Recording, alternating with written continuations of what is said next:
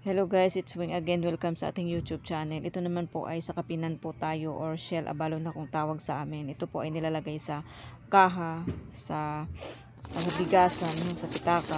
Yung ano, ang sabi nila, lalo na kapag kayo kami negosyo, ilalagay nyo ito sa kaha, ay yung benta ay talagang sobra-sobra po daw, sabi nito.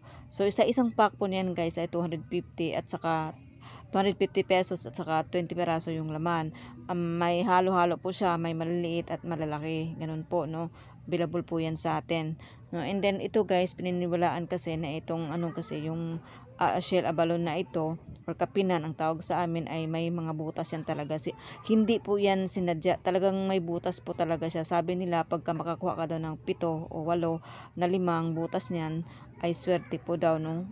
Pero kasi maswerte naman din yung 6 kasi pinaka-common kasi na butas nito guys ay 6. Maswerte din naman yun. Pero mas lalong swerte guys kapag ka mayroon ganoon. Pero syempre guys, ito po ay ano din na yung mga naniniwala lang sa mga ganitong method. Sabi ng aking mga kalula, ito po yung ginagamit nila yung nagbebenta sila, nilalagay nila sa kaha para makabenta ng marami. Kasi itong shell abalon, pagka masarap ito guys, pag nakita mo yung laman nito ay talagang sobra-sobra po yung laman niya. Lumabas na sa katawan yung itong laman niya. Kaya nga sabi nga nila maganda daw itong papaswerte yung kapinan or shell abalon sa negosyo at sa pitaka, kaha.